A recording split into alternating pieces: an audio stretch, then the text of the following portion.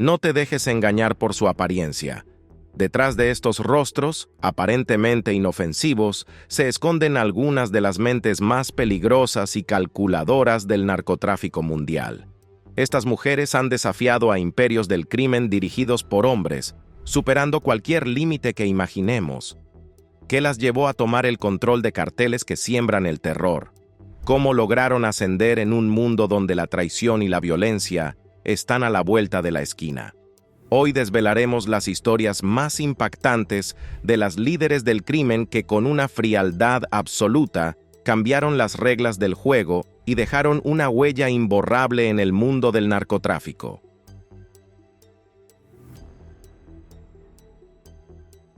Número 1. Enedina Arellano Félix. Conocida como La Vaquilla, es sin duda una de las figuras más influyentes en la historia del narcotráfico mexicano. Desde su nacimiento, en Mazatlán, Sinaloa, en el seno de una familia profundamente involucrada en el cártel de Tijuana, el camino de Enedina parecía inevitable. No obstante, su destino no fue el de una mujer común dentro del mundo del crimen. Desde una temprana edad, Enedina mostró una inteligencia destacada y una inclinación particular hacia las finanzas, lo que la llevó a estudiar contabilidad en una prestigiosa universidad privada. Curiosamente, mientras sus hermanos seguían el camino más violento y directo del narcotráfico, ella optaba por una aproximación más calculada y profesional. A lo largo de los años 80, con sus hermanos al mando de la organización, Enedina comenzó a involucrarse activamente en las operaciones del cártel. Sin embargo, su papel era distinto. Mientras los hombres de la familia se ocupaban de los enfrentamientos territoriales y la violencia que caracterizaba la época, ella se dedicaba a un ámbito más sofisticado. Fue la mente maestra detrás del lavado de dinero y la creación de una red financiera que permitió que el cártel de Tijuana no solo sobreviviera, sino que prosperara durante décadas. De hecho, muchos aseguran que sin su participación estratégica, la organización habría colapsado mucho antes. A medida que la década de los 2000 avanzaba, la situación dentro del cártel se volvió caótica. Muchos de los hermanos de Enedina fueron capturados o asesinados, lo que dejó a la organización en una situación crítica. En medio de este panorama de incertidumbre, fue ella quien asumió el control total del cártel de Tijuana. Su liderazgo marcó un cambio notable en la forma en que se manejaba la organización. A diferencia de sus predecesores, Enedina no priorizó el uso de la violencia. En lugar de involucrarse en constantes conflictos sangrientos, optó por una visión empresarial. En este sentido, su enfoque se centró en fortalecer las relaciones comerciales con proveedores de cocaína en Colombia y en establecer alianzas estratégicas con otros actores del narcotráfico. Estas decisiones permitieron que el cártel se mantuviera relevante en un panorama donde la competencia era feroz y donde otros grupos recurrían al derramamiento de sangre para resolver disputas. Por otra parte, lo que realmente diferenciaba a Enedina de otros líderes del narcotráfico era su capacidad para negociar y manejar los aspectos logísticos del negocio con una precisión casi quirúrgica. A pesar de la constante presión de las autoridades mexicanas y estadounidenses, y a pesar de la competencia de otros cárteles, ella logró mantener las operaciones del cártel de Tijuana en funcionamiento. Su habilidad para dirigir, sin recurrir a la violencia extrema que caracterizaba a otros líderes del narcotráfico de su época, la convirtió en una figura atípica. De hecho, muchos expertos consideran que Enedina fue la primera en transformar un cártel mexicano en una verdadera corporación criminal internacional.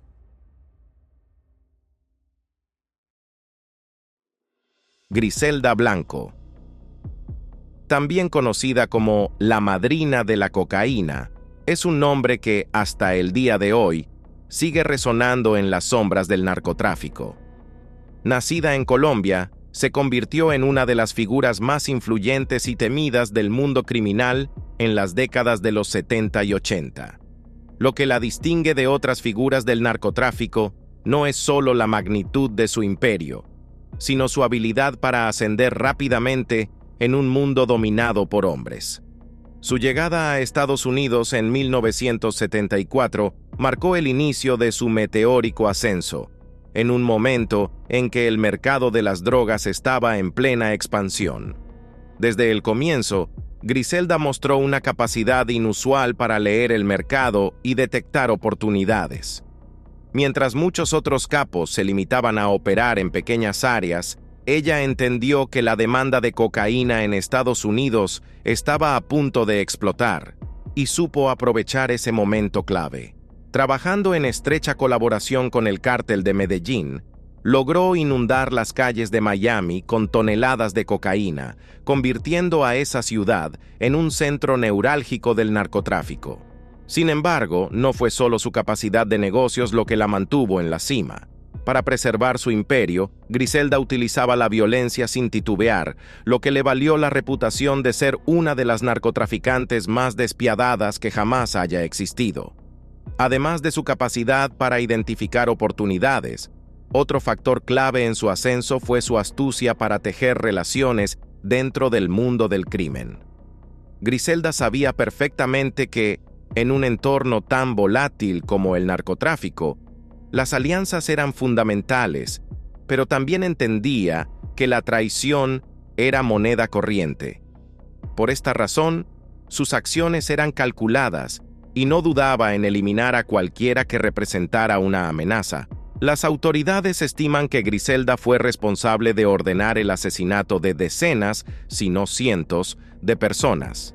De este modo, su imperio no solo estaba basado en el flujo ininterrumpido de cocaína, sino en el miedo que sus rivales le tenían.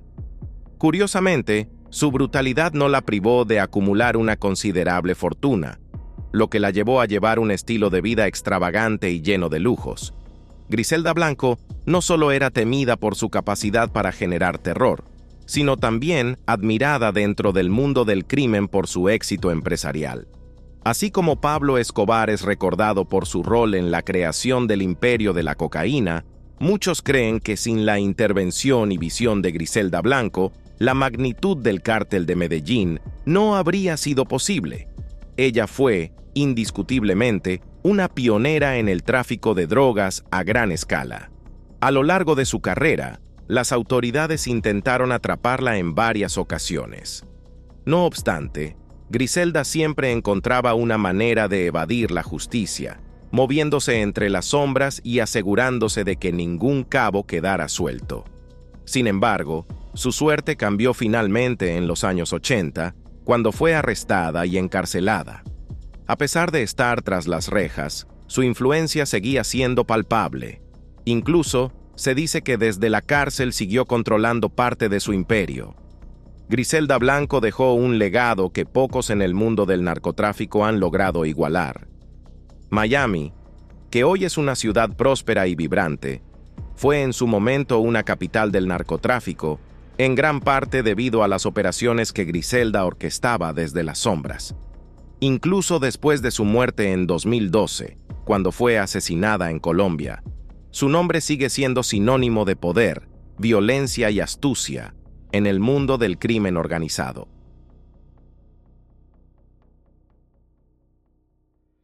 Sebastiana Catton Vázquez, conocida como la Reina del Sur, es un nombre que resuena fuertemente en la historia del narcotráfico en Guatemala.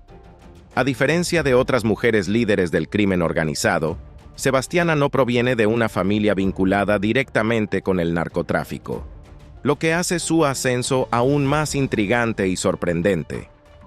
Su vida comenzó en un entorno de pobreza y violencia, marcado por los constantes abusos que sufrió a manos de su padre, quien la sometió a un ciclo de maltrato que dejó profundas cicatrices emocionales. Por ello, desde muy joven, Sebastiana desarrolló una resistencia y fortaleza inusuales que la prepararían para enfrentar las duras pruebas que el destino le tenía reservadas.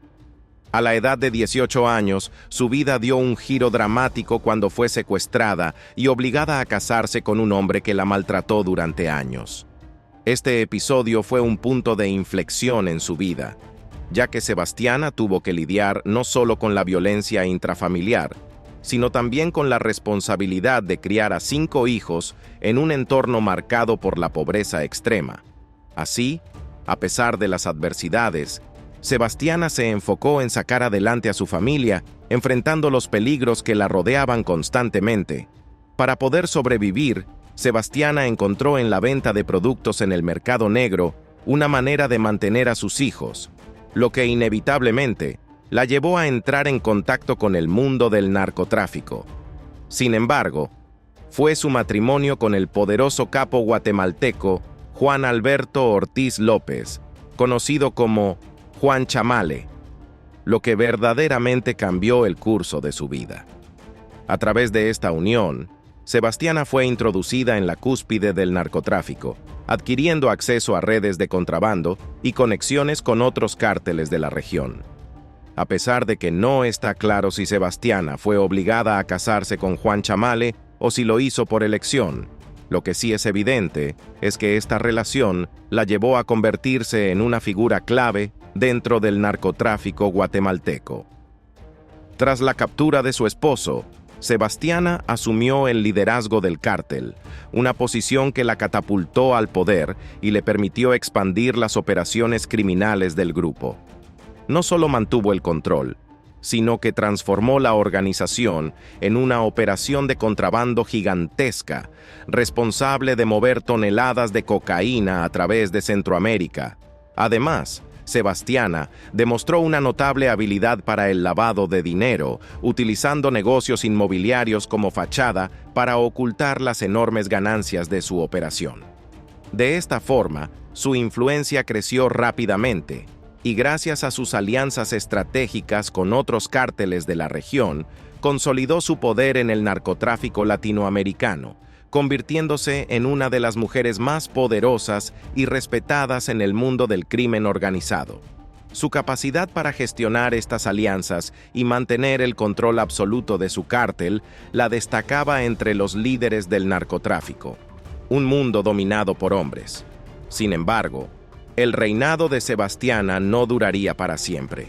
En 2014, fue finalmente capturada por las autoridades mexicanas en un operativo internacional que marcó el principio del fin de su carrera criminal. Fue deportada a Guatemala, pero no tardó en ser extraditada a los Estados Unidos, donde enfrentó múltiples cargos relacionados con el narcotráfico. Durante su tiempo en prisión, Sebastiana decidió cooperar con las autoridades estadounidenses, testificando contra una peligrosa pandilla, lo que le permitió recibir una reducción de su sentencia. Número 4. Sandra Ávila Beltrán.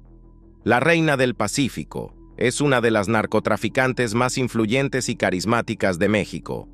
Nació en Baja California, en el seno de una familia vinculada al narcotráfico. Desde muy joven, Sandra estuvo rodeada de figuras poderosas del crimen organizado, lo que la llevó a conocer el mundo de las drogas y el contrabando. A pesar de sus orígenes, intentó seguir una vida normal, estudiando comunicaciones en la Universidad Autónoma de Guadalajara. Sin embargo, su vida cambió drásticamente cuando fue secuestrada por un novio celoso relacionado con el narcotráfico. Este incidente la llevó a abandonar sus estudios y a involucrarse por completo en el negocio familiar. Con el tiempo, Sandra ascendió en la jerarquía criminal, formando alianzas con poderosos narcotraficantes, como Juan Matabalesteros y el Cártel de Sinaloa. Uno de los momentos clave en su carrera fue cuando se convirtió en representante de Miguel Ángel Félix Gallardo en una reunión crucial con el Cártel de Cali. A pesar de los conflictos con otros cárteles, como los hermanos Arellano Félix, Sandra logró mantener su posición al negociar grandes cargamentos de cocaína hacia Estados Unidos, utilizando visas de trabajadores temporales para contrabandear la droga. Conocida por su astucia y habilidades para negociar, Sandra vivió una vida de lujos, acumulando una gran fortuna que le permitió adquirir propiedades, autos de lujo y joyas extravagantes. Su fama fue tal que inspiró canciones y leyendas en la cultura popular mexicana. Sin embargo, su alto perfil también atrajo la atención de las autoridades. En 2007, tras años de investigación, Sandra fue arrestada en la Ciudad de México junto a su pareja, Juan Diego Espinosa Ramírez. Fue declarada culpable de lavado de dinero, aunque los cargos de narcotráfico fueron retirados en 2013.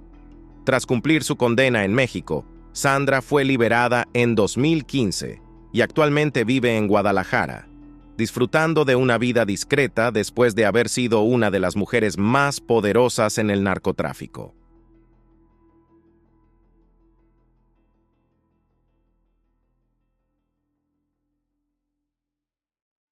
Número 6. Marixa Lemus. Apodada La Patrona, es una figura destacada tanto en el mundo de la política como del narcotráfico en Guatemala. Su vida es un ejemplo de resistencia y habilidad para sobrevivir en un entorno plagado de violencia y traiciones. Originaria de una familia con fuertes conexiones en la política local, Marixa asumió el control de las rutas de narcotráfico tras la muerte de su hermano, quien había sido alcalde y, además, involucrado en actividades ilícitas. La vida de Marixa estuvo marcada por varios intentos de asesinato y atentados contra su vida. Desde el primer ataque, en el que un grupo armado disparó contra su vehículo, quedó claro que estar en el mundo del narcotráfico no sería sencillo. Sin embargo, ella logró sobrevivir a varios atentados, incluido uno que dejó a su sobrina de 17 años muerta. Estos eventos solo reforzaron su determinación para mantenerse en el control.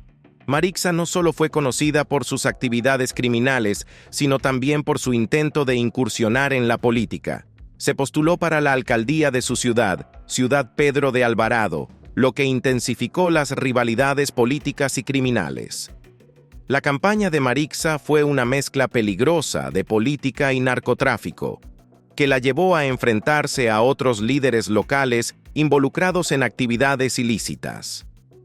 En un trágico giro del destino, su hermana fue asesinada durante una reunión política, lo que desató una feroz guerra de venganza entre las facciones rivales. A lo largo de su vida, Marixa enfrentó múltiples cargos, incluyendo secuestro, asesinato y tráfico de drogas, lo que la llevó a pasar tiempo en prisión. Su reputación creció aún más cuando protagonizó varias fugas de prisión, ganándose el apodo de El Chapo de Guatemala. En una de sus fugas más audaces, escapó de una prisión militar disfrazada de guardia y fue encontrada 2 semanas después en El Salvador, lo que desató una persecución internacional. A pesar de todos los atentados y arrestos, Marixa Lemus se mantuvo como una figura implacable en el narcotráfico y la política local. Su capacidad para sobrevivir en un entorno tan peligroso y su habilidad para adaptarse a las circunstancias la convirtieron en una de las mujeres más temidas de Guatemala. Aunque actualmente se encuentra tras las rejas, su historia sigue siendo un recordatorio de la compleja intersección entre el poder político y el narcotráfico en América Latina. Número 7. Margarita Calderón. Ojeda, conocida como La China, fue una de las líderes más temidas del cártel de Sinaloa. Su nombre es sinónimo de brutalidad y violencia extrema, ya que utilizaba métodos despiadados para eliminar a sus enemigos. Margarita, nacida en Baja California Sur, asumió el control de la región de La Paz, donde se convirtió en una de las figuras más influyentes del narcotráfico local. La China no solo se dedicaba al tráfico de drogas, sino que también implementaba tácticas de terror para infundir miedo en sus rivales. Su estrategia consistía en desmembrar a sus víctimas y dejar sus cuerpos como advertencia, una práctica que la hizo extremadamente temida tanto por sus enemigos como por las autoridades. Margarita gobernaba La Paz con mano de hierro, y bajo su control, la violencia en la región alcanzó niveles sin precedentes.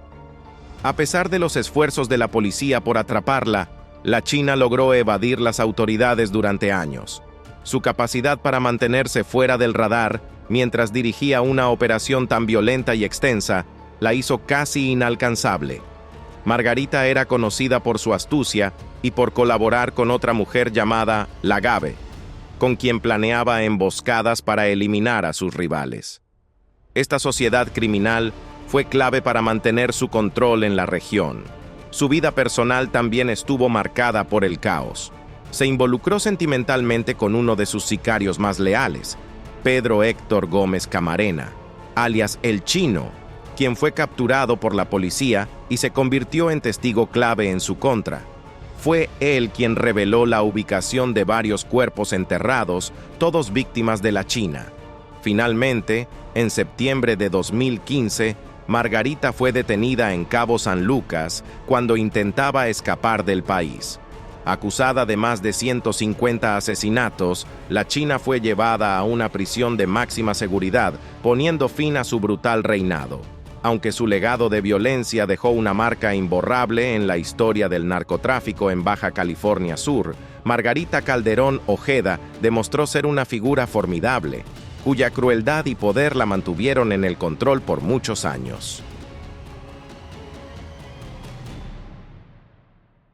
Número 8. María Guadalupe López Esquivel. Fue una joven que, antes de cumplir 21 años, ya había alcanzado un nivel de poder considerable dentro del Cártel Jalisco Nueva Generación, CJNG. Nacida en Tepalcatepec, Michoacán, María creció en un entorno de violencia y narcotráfico que rápidamente la atrajo.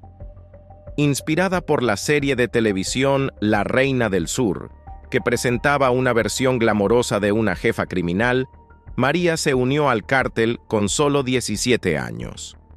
A pesar de su juventud, la Catrina rápidamente demostró su valía en las filas del CTNG.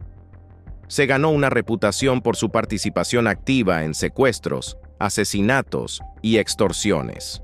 Además, su relación sentimental con uno de los líderes del cártel, Miguel Fernández, conocido como el M2, la impulsó aún más en la estructura de poder. María se convirtió en una figura temida y respetada dentro de la organización. Bajo el liderazgo de la Catrina, el CKONG se fortaleció y amplió su influencia en Michoacán, lo que desató una ola de violencia en la región. María no solo supervisaba las operaciones del cártel, sino que también participaba directamente en los crímenes más brutales, lo que le ganó una reputación temible entre sus rivales. Su vida pública, sin embargo, era muy diferente. En las redes sociales, María mostraba una imagen glamorosa y llena de lujos, lejos del oscuro mundo en el que operaba por la noche. En enero de 2020, el ascenso de la Catrina llegó a su fin. Las autoridades recibieron un aviso sobre su ubicación y lanzaron una redada en Aguililla, Michoacán. En un tiroteo feroz, María fue alcanzada por una bala en el cuello. Las imágenes de sus momentos finales, luchando por respirar mientras un policía intentaba consolarla, se volvieron virales en las redes sociales, marcando el fin de una joven que ascendió rápidamente en el mundo del narcotráfico. El legado de la Catrina es uno de violencia y ambición. Aunque su vida fue corta, dejó una huella imborrable en el CJNG y en la historia reciente del narcotráfico en México. Su trágico final sirvió como un recordatorio de la volatilidad y los peligros inherentes en este mundo.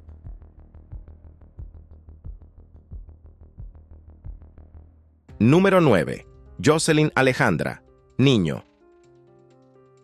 La Flaca fue una sicaria temida del Cártel del Golfo, uno de los cárteles más poderosos en México. A pesar de su apariencia juvenil y delgada, La Flaca se ganó rápidamente una reputación por su brutalidad y frialdad en el cumplimiento de sus misiones. Desde una edad temprana, fue reclutada por el cártel y comenzó a trabajar como halcón, vigilando los movimientos de las autoridades y reportando cualquier amenaza al cártel. Con el tiempo, Jocelyn demostró ser mucho más que una simple vigía. Su aspecto inofensivo la convertía en una herramienta perfecta para las emboscadas y las operaciones encubiertas. A pesar de su juventud, La flaca ascendió rápidamente en la jerarquía criminal y se convirtió en una de las sicarias más efectivas del Cártel del Golfo.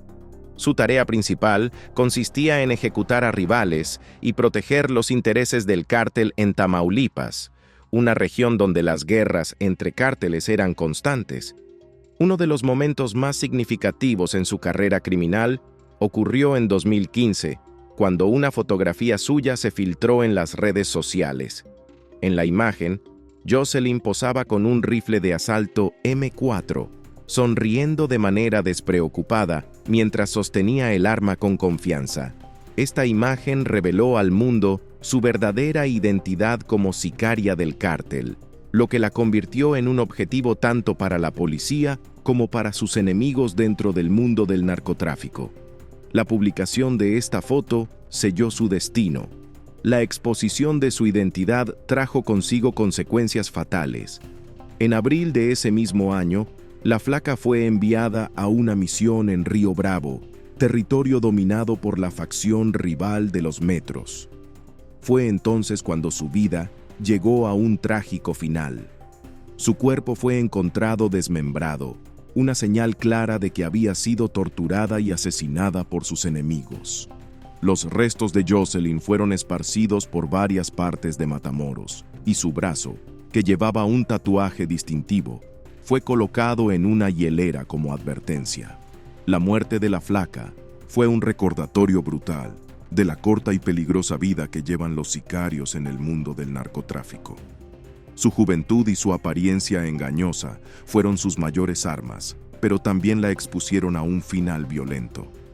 Aunque su vida fue breve, Jocelyn Alejandra Niño dejó una huella en la historia del Cártel del Golfo como una de las sicarias más temidas de su tiempo.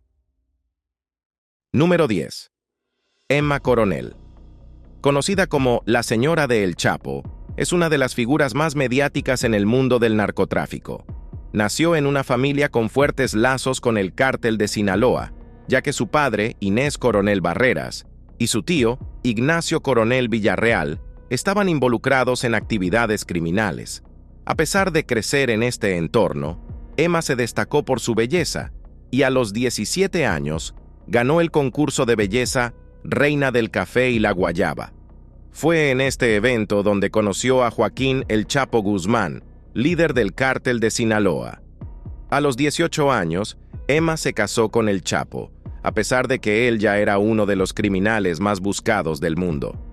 Aunque inicialmente ella afirmaba no conocer las actividades de su esposo, las investigaciones demostraron que Emma Coronel jugó un papel más activo en la organización de lo que se creía. Durante las múltiples detenciones de El Chapo, Emma sirvió como intermediaria, transmitiendo mensajes entre su esposo y los miembros del cártel. Uno de los eventos más notorios en los que Emma estuvo involucrada fue la famosa fuga de El Chapo en 2015. Durante este escape, Guzmán utilizó un túnel que conducía desde su celda hasta una propiedad que Emma había adquirido previamente. El nivel de planificación y los recursos involucrados en esta fuga indicaron que Coronel estaba profundamente involucrada en las operaciones del cártel. Sin embargo, la caída de El Chapo en 2016 marcó un cambio en la vida de Emma. Durante el juicio de su esposo en Estados Unidos en 2018, Emma se convirtió en una figura mediática, captando la atención de la prensa con su lealtad inquebrantable hacia Guzmán. A pesar de las revelaciones de sus aventuras amorosas y los crímenes violentos que se le atribuían, Emma permaneció firme a su lado, enviándole gestos de apoyo durante el juicio. En febrero de 2021, Emma fue arrestada en el Aeropuerto Internacional de Dulles, acusada de conspiración para traficar drogas y de ayudar en la fuga de su esposo. Las pruebas incluyeron mensajes de texto y testimonios que la vinculaban directamente con las operaciones del cártel. A pesar de las acusaciones, Emma aceptó su culpabilidad y cooperó con las autoridades estadounidenses, lo que le permitió obtener una sentencia reducida. Fue condenada a 3 años de prisión, pero su carisma y la lealtad a su esposo la han convertido en una figura polémica y fascinante en la historia del narcotráfico. Emma Coronel es, sin duda, una figura compleja. Aunque muchos la ven como una víctima del entorno en el que creció, otros la consideran una cómplice activa en las actividades del cártel de Sinaloa. Su relación con el Chapo y su papel en sus operaciones la han llevado a ocupar un lugar destacado en la historia del crimen organizado. Ahora, tras cumplir su sentencia, el futuro de Emma sigue siendo incierto, pero su legado como la señora del Chapo está escrito en la historia del narcotráfico. Esto concluye los informes sobre las 10 mujeres mencionadas. Cada una de ellas representa una parte importante de la historia del narcotráfico, destacando sus diferentes roles, desde líderes brutales hasta figuras mediáticas, todas dejando una marca indeleble en este oscuro mundo.